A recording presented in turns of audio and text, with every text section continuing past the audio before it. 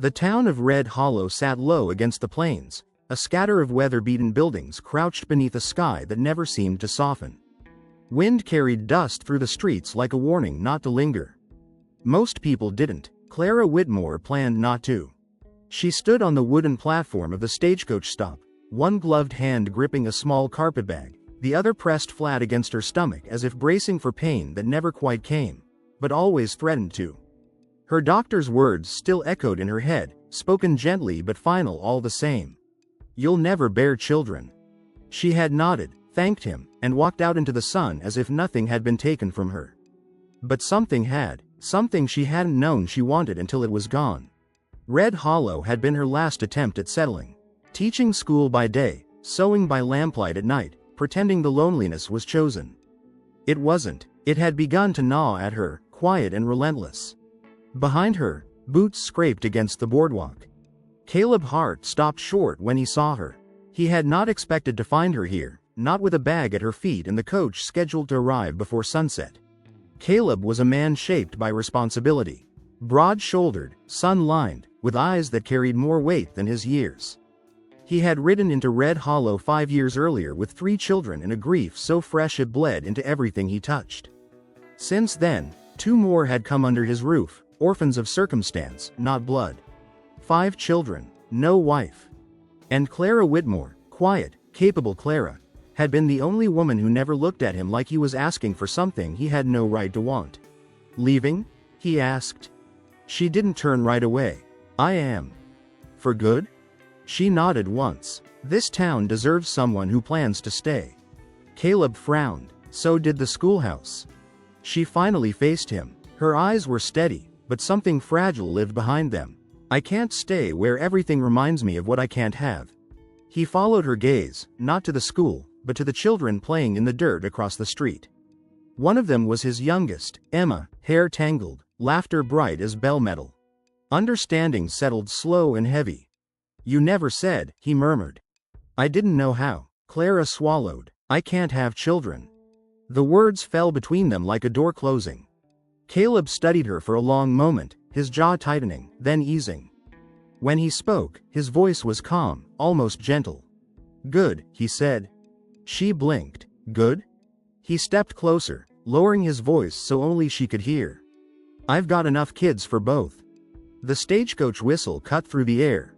Clara stared at him, heart pounding, not with hope yet, but with something dangerously close. "If you are still with me, friend, I hope you hit the subscribe button, so you do not miss what happens next. Grab a cup of tea or coffee. Settle. And tell me in the comments what time it is for you right now. And where you're listening from."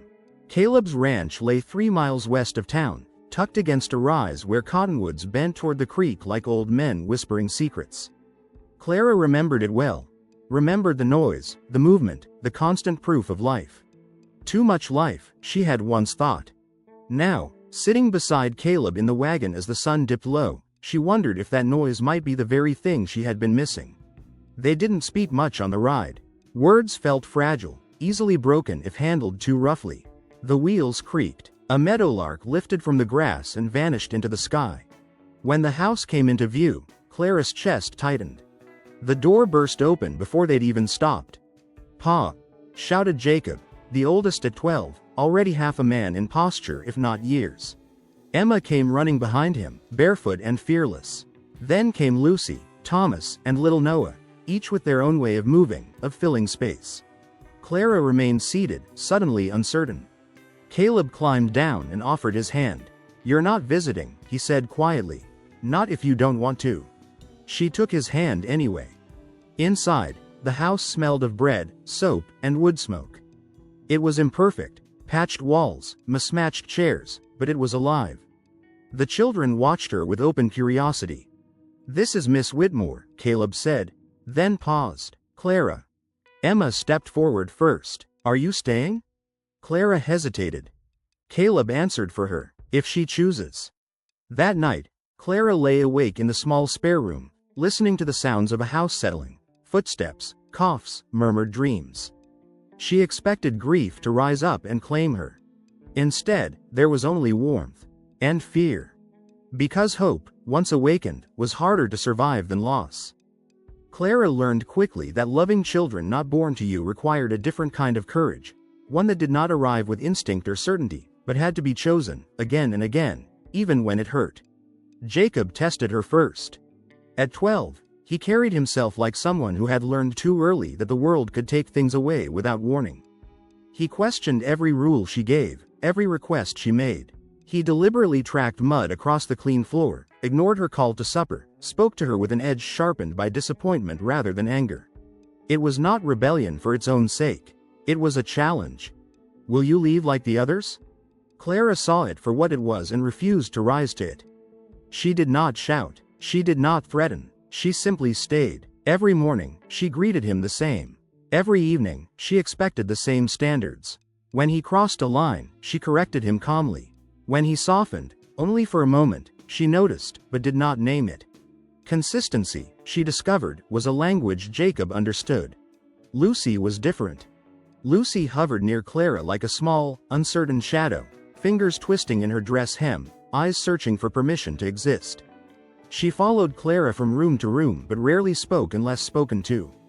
At night, Clara often found her standing in the doorway, silent, waiting to be invited in. Clara never turned her away. She would pat the edge of the bed, and Lucy would crawl in, stiff at first, then slowly relax, as if memorizing the feeling of being held, afraid it might vanish if she didn't. Thomas asked questions, endless ones. Why the sky changed color at sunset? Why bread rose? Why people left and didn't come back? Clara answered each one carefully, sensing that his curiosity was how he made sense of a world that had failed him too soon. Noah, only 4, said very little. His dark eyes followed everything. He watched Clara the way some children watched storms, alert, silent, weighing whether they would pass or break. And Emma loved her without hesitation. She took Clara's hand on the first morning and never quite let go. She laughed easily, trusted freely, and accepted affection as though it were the most natural thing in the world. Her faith frightened Clara the most. Caleb observed it all from a careful distance. He told himself he was protecting her, protecting the children, from wanting too much. He had promised himself long ago that he would never ask someone to carry the weight he already bore. But some evenings, when he watched Clara kneel to tie a shoe or read by lamplight with a child tucked beneath each arm, something dangerous stirred in him. Hope, quiet and persistent. One night, after the house had gone still, Clara stood at the sink, hands submerged in warm water, staring at nothing. "I'm afraid," she said quietly. Caleb looked up. "Of leaving?" She shook her head and met his eyes. "No, of staying." He understood instantly. "That makes 2 of us," he said. And for the first time, fear did not feel like a warning, but like proof that something real was taking root. Winter came hard that year. The wind swept across the plains with a bite that left red marks on cheeks and hands, and the first snow settled in a thin, brittle crust over the fields, making every step a careful negotiation. Inside Caleb's house, the fire crackled, casting dancing shadows across the walls and illuminating the small, bustling household in golden light. The children, warm and bundled, were more boisterous than usual, perhaps in rebellion against the cold, or perhaps in defiance of the quiet the pause winter seemed to demand. Clara watched them from the kitchen doorway, her hands wrapped around a mug of tea. They were hers now, in a way she hadn't thought possible. Each child carried a story of loss, of survival, of life outside her reach. Yet the house was alive in a way her own childhood had never been. The warmth, the chaos, the noise, it all pressed against her heart in a strange, unfamiliar way, tender, dangerous, and achingly full. Later that evening, when the children had gone to bed, Clara wandered through the house, drawn by a faint sense of history that clung to the corners like dust. She opened a trunk in the corner of the parlor, a trunk she had been told belonged to Caleb's late wife, Anna. Carefully, reverently, she lifted the lid and found folded dresses, letters, and a faded photograph of a smiling woman who had once filled this house with laughter. Clara's chest tightened. She had expected grief, perhaps even jealousy, but what she felt was something else, something quieter. Reverence, respect, and fear. She carried one of the dresses to Caleb as he repaired a chair in the sitting room. "I don't want to erase her," she said softly, her voice almost swallowed by the wind rattling against the windows. "You couldn't," Caleb said without looking up. His hands paused for a heartbeat on the chair, then resumed the careful movements of his work. "And I wouldn't ask you to." For a long moment, Clara stood there, the weight of the past and the present colliding inside her. It was not Anna she feared, nor the memory of her, but the idea that she could never belong here, that she could never be enough for a house already marked by love and loss. That night, Caleb found her in the parlor, seated on the rug by the fire, the old photograph resting against her knees. He knelt beside her. "I want you to understand," he said gently, "I've lost more than I can carry, and I've promised myself I wouldn't need again. But you make me want something I thought was gone forever." Clara's eyes filled. "I don't know if I can, if I'm meant to, stay." "You don't need to be anyone else," he said. "Just stay as yourself. That's more than enough." And in that quiet, illuminated by firelight and shadow, Clara realized something she hadn't allowed herself before. That belonging was not about erasing the past. It was about making room for it, carrying it gently, while daring to step into the life that waited just beyond fear. For the first time, the house did not feel haunted. It felt possible. The days lengthened with the first hints of spring, and the house on Caleb's hill began to feel less like a shelter and more like home. The sun slipped through the windows, painting the floors with streaks of gold, and the children ran barefoot in the yard, shouting and laughing as though the world belonged entirely to them. Clara watched from the porch, hands clasped over her chest, feeling the warmth of sunlight and the warmth of belonging twist together until she could no longer tell where one ended and the other began. She did not leave. She had thought she might. She had imagined herself packing her few belongings and slipping back into the silence of Red Hollow, back to a life of quiet independence, a life that would never be claimed or claimed by others. But each day in Caleb's house, among these children, with Caleb's steady presence nearby, the idea of leaving began to feel like betrayal. Not of the house, not of Caleb, but of herself. The children noticed the change. Jacob, still cautious, began to hesitate less when she gave instructions, sometimes even seeking her out for guidance. Lucy, the shadow child who once lingered on the edges, now ran to her for hugs in the morning, laughing when Clara caught her. Thomas bombarded her with questions about everything, and Clara answered each one with patience, knowing that curiosity was his way of claiming security. Noah watched, unblinking, and Clara learned that the silence of his eyes often spoke more than words could. And Emma never stopped loving her, and Clara never stopped loving back. Caleb watched too, but more subtly. He never forced the pace, never demanded answers, never pressed her to make choices before she was ready. And yet, every glance he spared her, every small gesture of trust, made Clara's heart beat faster. She had once been afraid of wanting, afraid of hoping. But now, with the children's laughter filling the rooms and Caleb's presence a constant reassurance, she realized that wanting and hoping were not sins, they were necessary acts of courage. One evening, when the house had quieted and the fire burned low, Clara found herself alone in the schoolhouse, which she had begun using to tutor the children in the afternoons. The desks were empty, the chalkboard erased, and the silence of the room wrapped around her like a soft shawl. She traced her fingers along the edges of the wooden desks, thinking of the small hands that had pressed against them, the questions that had been asked, the answers she had given. She realized then that she no longer grieved the children she would never have. She no longer thought of loss as a defining part of her story. Instead, she understood that she had been given a different kind of gift, a family not born of her own flesh, but no less hers for all that. Clara closed her eyes and breathed deeply, feeling the quiet stir of love and belonging settle in her chest. The fear that had once held her back, the fear of staying too long, of being too attached, had begun to dissolve. And she understood something she had not before. Love was a choice, yes, but staying, choosing, and daring to claim happiness was also an act of bravery. When she returned to the house, she found Caleb waiting at the door. Their eyes met, and no words were needed. In that moment, Clara knew she had chosen, not out of necessity, not out of pity, not out of duty, but because she wanted, finally, to stay. And for the first time, the house did not feel heavy with the past. It felt full of life, possibility, and a quiet promise of what could be. Spring turned slowly into summer, and the ranch thrummed with life.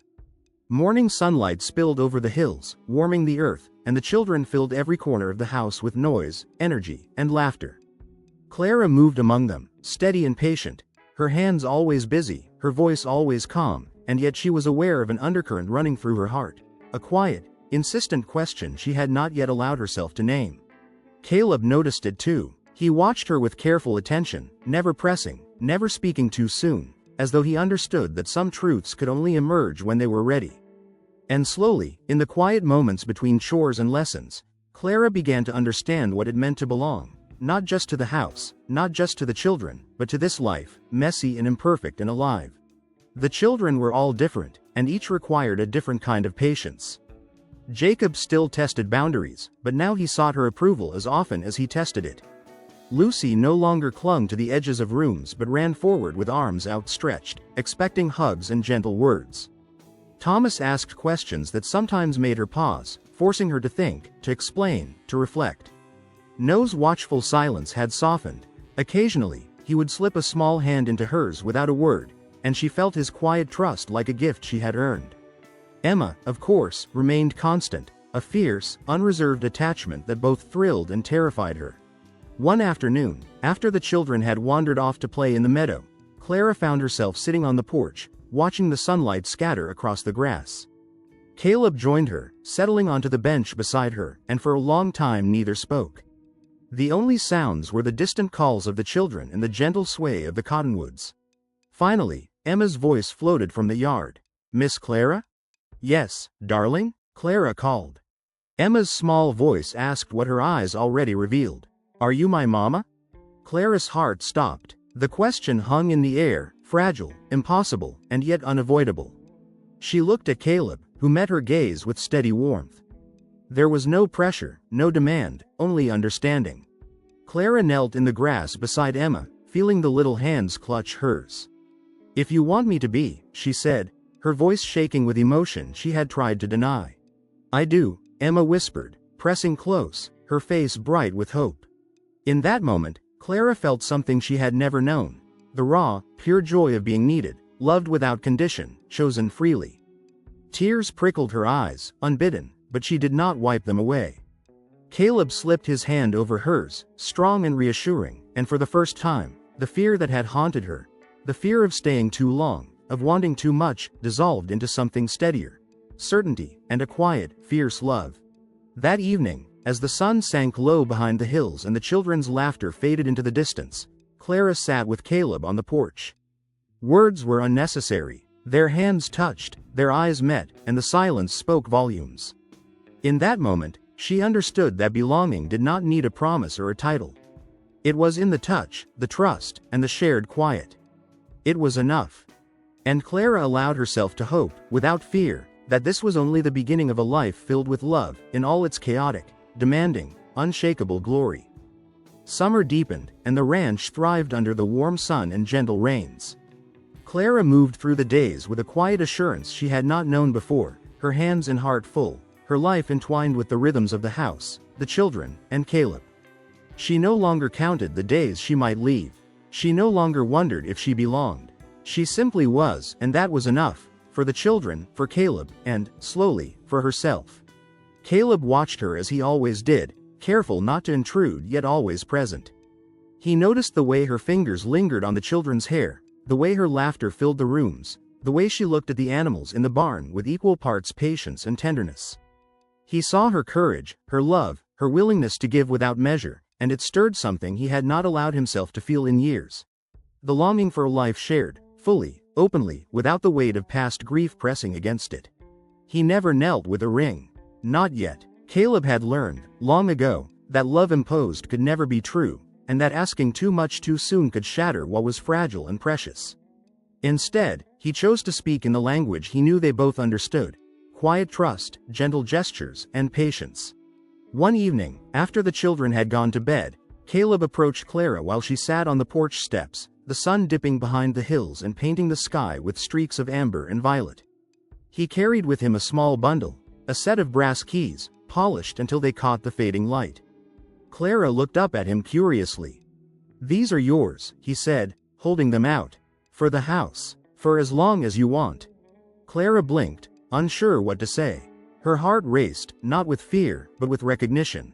The gesture, simple though it was, carried more weight than words could convey. It was trust, it was welcome, it was invitation. It was not an imposition or a command. It was a choice. She took the keys in her hand, feeling the cold metal warm to her touch. Her eyes met his, and she saw in them the depth of a promise that required no ceremony, no declarations, no hurried commitments. It was patient, quiet, steady, a love that had waited for her readiness, a man who asked differently, and in asking so, gave her the freedom to answer on her own terms. Clara smiled, a small, trembling curve of lips, and then she leaned forward and kissed him, softly at first, then with the quiet certainty of someone who knew that love was not about possession, but about choosing to stay, choosing to trust, choosing to belong. Caleb held her close, feeling the tension of years ease into something solid and enduring. The keys rested in her hand, a symbol of her place, her choice, her presence in a life that had once been fractured by loss and longing. And in that moment, on the porch bathed in the colors of the setting sun, Clara understood that love could arrive gently, insistently, in ways both small and profound. It could be offered without demand, taken without guilt, and carried forward without fear. It was theirs, together, fully, slowly, as it had always been meant to be. The summer had fully arrived, and the house on Caleb's hill pulsed with life, the kind that only comes from the steady rhythm of children's laughter, the crackle of a warm hearth, and the gentle hum of daily labor. Clara had settled into her role not as a visitor or a caretaker, but as the heart of the home. Every corner bore her presence, from the tidy schoolhouse where she tutored the children, to the kitchen where the scent of fresh bread mingled with the smoke of the stove, to the garden she tended with a devotion she had never imagined herself capable of. Caleb noticed every small change, every subtle transformation. Clara no longer hesitated in her interactions with the children. She did not step lightly as though afraid to impose herself, nor did she move as though she were intruding. She had become, quietly, undeniably, part of the household. And yet, she carried a gentle reverence for the past that Caleb admired. She did not try to erase Anna's memory. She did not dismiss the photographs or the letters tucked carefully in the parlor trunk. Instead, she honored them, giving space for love that had been, even as she carved out space for the love that was to come. The children, for their part, had embraced her fully. Jacob had stopped testing her boundaries so rigorously, choosing instead to seek guidance. Lucy had shed her fear of intimacy, running into Clara's arms at every opportunity. Thomas's questions grew deeper, less about seeking permission than about understanding the world, guided by Clara's patience and wisdom. Noah's quiet presence now included subtle gestures of affection, and Emma's love remained as fierce as ever, unwavering, unafraid. One warm evening, Caleb and Clara sat together on the porch after the children had gone to bed, the sun fading behind the hills, painting the sky in shades of amber and rose. He watched her in the quiet way he had always done, and finally, he spoke. "I think they're happy," he said softly. "They are," Clara agreed, her voice gentle. "And so am I." Caleb hesitated, then added, "I never thought I could want again. I never thought I could." He stopped, choosing the words carefully. "I never thought I could love like this again." Clara turned to him, the warmth of the porch light casting her face in a soft glow. "You can," she said, "because we've both learned that love isn't about replacing what's gone. It's about becoming something new together, without erasing what came before." He nodded, understanding the depth of her words. And in that moment, it was clear. Their life was not a matter of filling a void, of making up for loss, but of building something entirely their own. The past remained a part of the home, yes, but so did the present, vibrant and alive, full of children's laughter, the scent of bread, and the unspoken bond that had formed between them all. Later, as they walked inside together, Clara paused to glance at Anna's photograph on the mantel. She smiled softly, then looked at Caleb. He took her hand without a word, and she knew, without needing to say it, that she was no longer an intruder, no longer a temporary presence. She had become, fully and irrevocably, part of this family, part of this house, and part of Caleb's life. And for the first time, Clara felt not a shadow of grief or doubt, but a quiet, enduring certainty. She belonged here, not as someone who had replaced the past, but as someone who had become a part of the story itself. Time flowed differently at Caleb's ranch.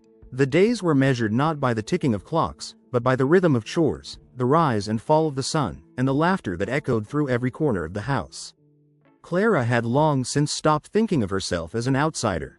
She had become woven into the fabric of daily life, her presence as natural as the smell of fresh bread, the crackling fire, or the way the wind swept through the cottonwoods surrounding the property.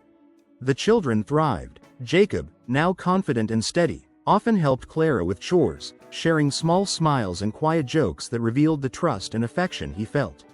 Lucy had shed her shyness entirely, her voice ringing with laughter, chasing after Thomas and Emma across the yard. Thomas continued his endless questions, now framed with curiosity instead of uncertainty, each inquiry an invitation for learning and discovery. Even Noah, the youngest, now moved with a quiet assurance, content to sit close to Clara and observe the world, his hand occasionally brushing hers for reassurance. Emma, ever fearless in her devotion, clung to Clara with the same intensity she had from the beginning, her love unwavering and unconditional. Clara had grown too. She moved through the house with a quiet authority tempered by gentleness, learning the delicate balance between guidance and freedom. She no longer worried about overstepping or being too much, having realized that love in this household was never measured. It was abundant, spilling from one heart to another, echoing in the small triumphs and the inevitable mistakes of childhood. Caleb watched all of it quietly, as he always did. He saw Clara kneeling to braid Lucy's hair, wiping dirt from Jacob's scraped knee, reading bedtime stories with Thomas and Emma perched on either side of her. He saw the soft exchange of glances between her and the children, the silent reassurances that needed no words, and he felt a swelling gratitude he had never known he could carry. The house had grown louder, yes, but it was a kind of noise that signaled life, love, and belonging. The kind of noise that had once seemed impossible in a home shadowed by grief. One afternoon, after a rainstorm had soaked the fields and left the air sweet with the scent of wet earth, Clara and Caleb stood on the porch, watching the children play in puddles, their laughter mixing with the patter of remaining raindrops on the roof. Clara's hands were clasped in front of her, her eyes soft as she observed the household she now fully belonged to. "I never imagined this," she said quietly, as if speaking aloud might somehow solidify the fleeting perfection of the moment. Caleb's arm found its way around her shoulders. "Neither did I," he said, his voice low, certain. "But it's ours now. All of it, every bit of it." Clara nodded, a smile tugging at her lips. She understood then that family was not only what one was born into, but also what one chose, nurtured, and loved. It was loud, messy, unpredictable, and wonderful. It was complete. And in that loud, bustling house filled with 5 children's laughter, the scent of wood smoke, and the quiet, steady love between her and Caleb, Clara knew she had finally found her place. She was home. Autumn settled over the ranch with a quiet grace, painting the hills in amber, gold, and crimson. The air had grown crisp, carrying the scent of earth and falling leaves, and the long, bright days of summer gave way to evenings that stretched into cool, golden twilight.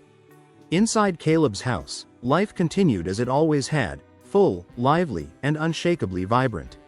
Clara moved through it with a calm certainty now, her presence as much a part of the home as the fire in the hearth or the creaking of the wooden floors.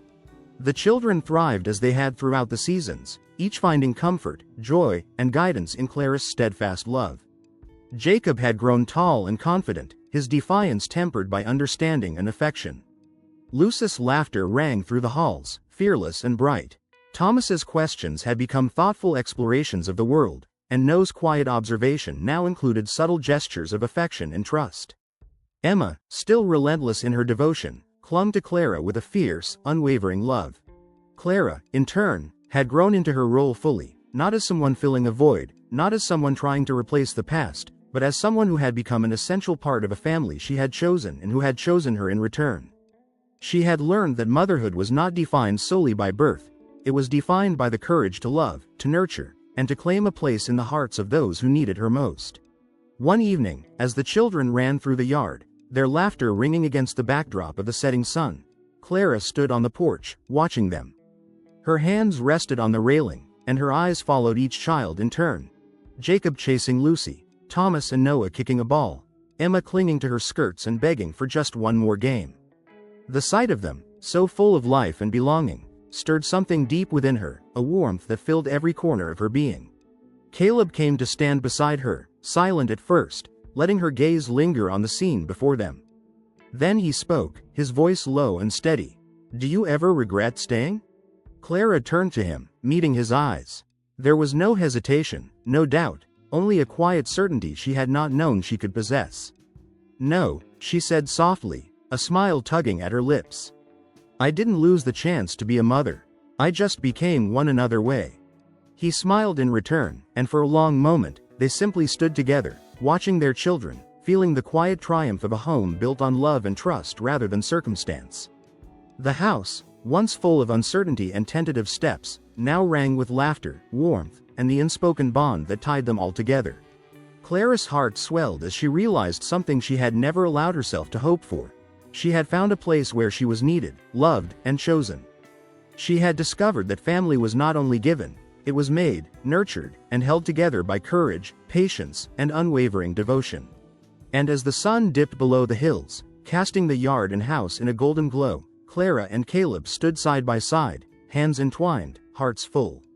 5 children ran around them, laughter echoing into the evening. The house was alive, the family whole, and Clara knew with perfect clarity that she had enough, more than enough, for them all. She looked at Caleb, and he looked back, and in their eyes passed a silent understanding. Love, chosen and shared, had created a home, and it was enough for both. The wind rustled through the cottonwoods. The children's laughter rang on. The house pulsed with life. And Clara, at last, belonged completely.